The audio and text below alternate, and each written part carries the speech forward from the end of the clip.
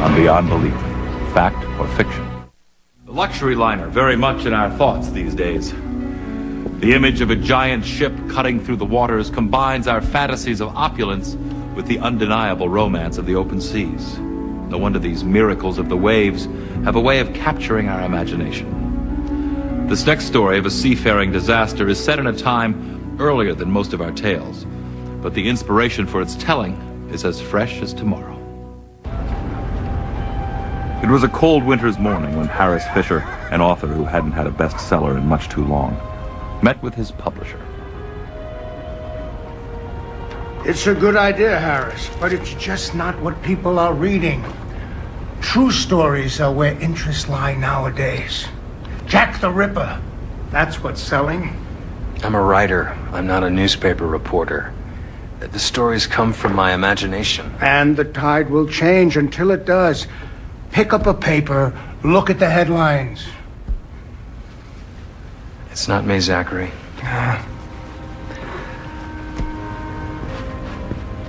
Fiction is still greater than anything you could read in a newspaper.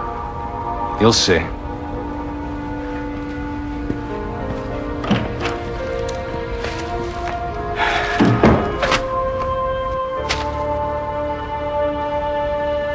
Back in his apartment, Fisher struggled once again with the writer's block that was crippling his creative process.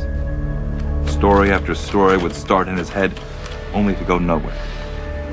He knew his publisher's suggestion of stealing a plot from the headlines was a good one, especially for a writer with no ideas. But Fisher was determined to come up with an original plot. But then, an article caught his eye.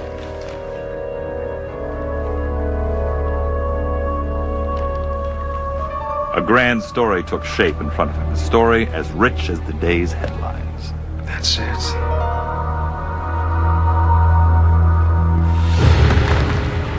Suddenly, it was all so easy. The chains around his imagination seemed to be breaking off, link by link.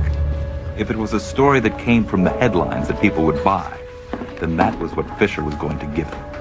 Always one who worked better from a visual concept, he began to draw on his sketchpad.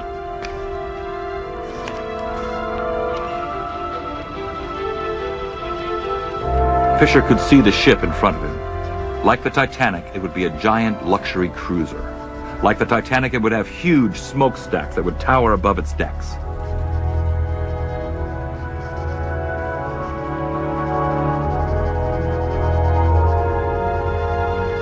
There was no stopping the direction that his mind was heading now, so he let it go.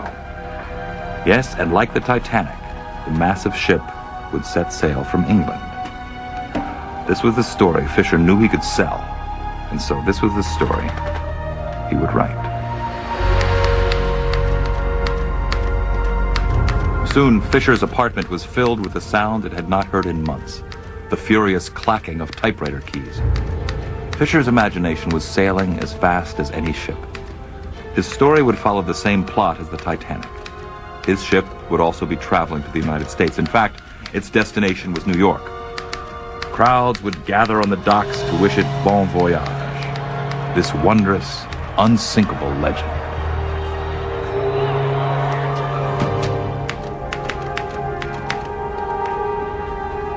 There were periods when Fisher questioned his project. Could he really get away with this idea? Wouldn't readers reject the concept? Yet it all seemed so clear. Why not give in to the words that were crying to be let out? After several hours of inner struggle, Fisher knew he had no choice. He must go ahead with this book.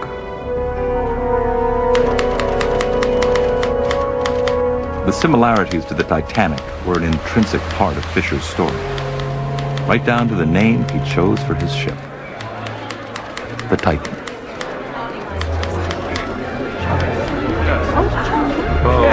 To the captain! To the captain. To the captain. To the captain. To the captain. To the captain. There was no stopping Fisher now. The world outside his apartment ceased to exist. All right, I'm coming. I'm sorry to disturb you, Mr. Fisher, but I thought you'd want your food brought up to you again. Oh, Thank you, Mrs. Clark.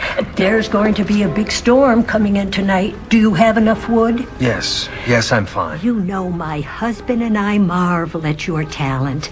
Your stories are always so original. Thank you, Mrs. Clark. Goodbye. Oh, goodbye.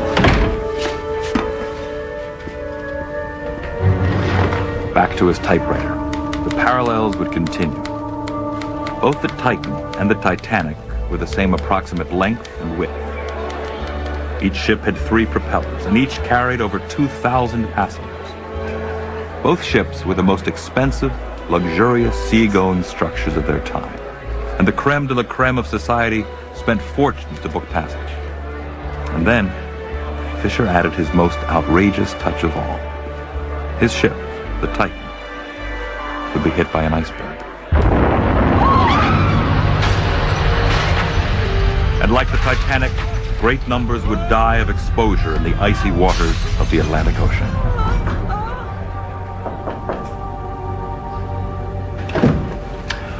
Harris, come in.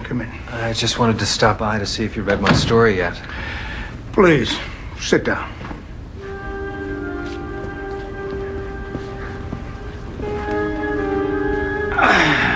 Harris, a 70,000-ton ship on its maiden voyage, carrying over 2,200 passengers, and it hits an iceberg and sinks? Over 1,500 people die? Come on, Harris, it's not going to happen.